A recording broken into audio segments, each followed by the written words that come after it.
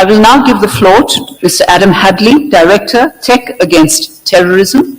Sir, you have the floor. Thank you very much. Thank you to the Government of India, the Counter-Terrorism Committee, and of course UNCTED for the invitation to attend today. Tech Against Terrorism, much of our work is behind the scenes, so it is a privilege to have this opportunity to explain more about our work.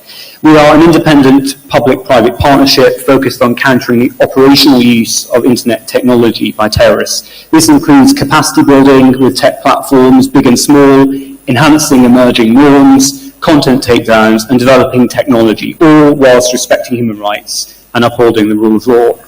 Our work has been referenced in PRST 6 in April 2017, and of course UN Security Council Resolution 2354. We have a dual focus. Firstly, we work with smaller platforms most in need of support. Also, we work to influence large platforms to improve their response to terrorist use of their services. And we operate in a broad ecosystem of platforms. It's not just social media, but also end-to-end encryption, messaging apps, VPNs, web hosting, and so on. What we do in detail, so the bedrock of our work is focused on open source intelligence and monitoring around 200 platforms covering more than 50 designated terrorist organizations for the sharing of content. This includes online crisis response, working in partnership with the GIFCT, Europol, a number of governments, and also carrying out various operations which recently have led to the arrests of terrorists in Hungary, for example, and the removal of millions of dollars of crypto assets from US-sanctioned PMCs. We also operate the Terrorist Content Analytics platform, which is a platform, the first of its kind, that reports content to smaller platforms. And so far, more than 30,000 unique pieces of content shared on smaller platforms has been alerted.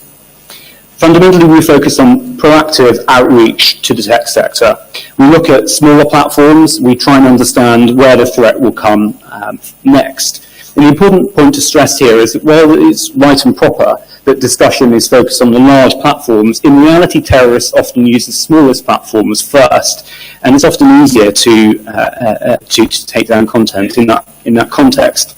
We also provide regulatory advice to tech companies, and we have significant investment in technical approaches. For example, as I was saying, the Terrorist Content Analytics platform. In terms of emerging trends, what we're seeing overall is that there's a constantly evolving adversarial shift. Terrorists are sophisticated in their use of the internet, and as one platform responds, terrorists will respond in kind, either by changing their TTPs or moving platforms. Having said this, there are continued attempts to use big tech by terrorist groups, including outlinking to smaller platforms and producing ever more obscure content that often pretends to be news material. There is also a gradual movement, although I stress a gradual movement towards decentralized technologies and more niche platforms. However, the biggest concern we have is what we term terrorist-operated websites. There are hundreds of websites operated by designated terrorist organizations that are easily accessible, and between them have terabytes of material on there. But unfortunately, these sites stay up online for a very long time, for reasons we're not really sure. In terms of the violent far right, there's increased use of video sharing platforms, manifestos and small file sharing sites, and also the emergence of private military contractors referencing extreme far-right ideology. Where violent Islamist extremists are concerned, broadly there's a fairly stable use of technology. However, there's increased experimentation on decentralized services. So there are a number of key areas of concern that I'd like to reference now. First and foremost, it's important to stress that whilst it's critical to focus on emerging technology, AI, and so on, the battle has not yet been won where obvious terrorist activity is concerned. Terrorists are still extraordinarily adept at posting material on large platforms and small platforms, and there's more to be done.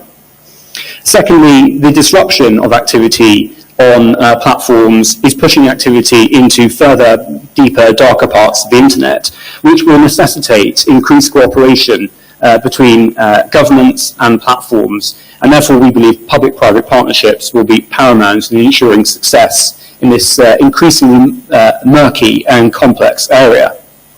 There are also significant gaps in terms of crisis response. We commend the GIFCT, Europol, and others for their crisis protocols. However, there are gaps, namely small platforms often aren't in scope. For example, the recent attack in Udaipur, there were hundreds of examples of videos of that event shared on smaller platforms, and this was largely unaddressed. Finally, we're concerned about increased fragmentation of global regulatory response.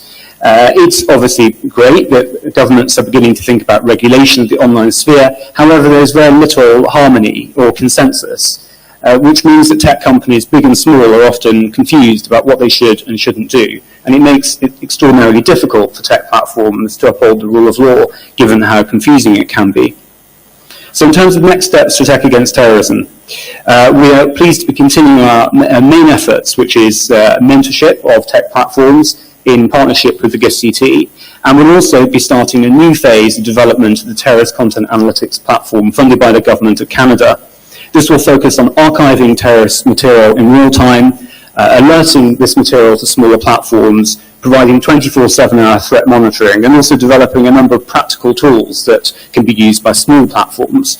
The point to stress with small platforms is this is typically where terrorist activity first emerges. So if we can stop it at that point, hopefully we can prevent it spreading further. In terms of upcoming events, the week after next, we are pleased to be working with the Commonwealth Secretariat. We'll be running a number of workshops. We'll be launching our designation report in London in December. And next year, we'll be pleased to be running a number of global workshops, for example, in Singapore, and a number of end-to-end encryption events. For more information, please check out our website at techagainstterrorism.org. Thank you very much. Thank you very much, Mr. Hadley, for your statement and for bringing the perspective of smaller technology companies and platforms to the conversation.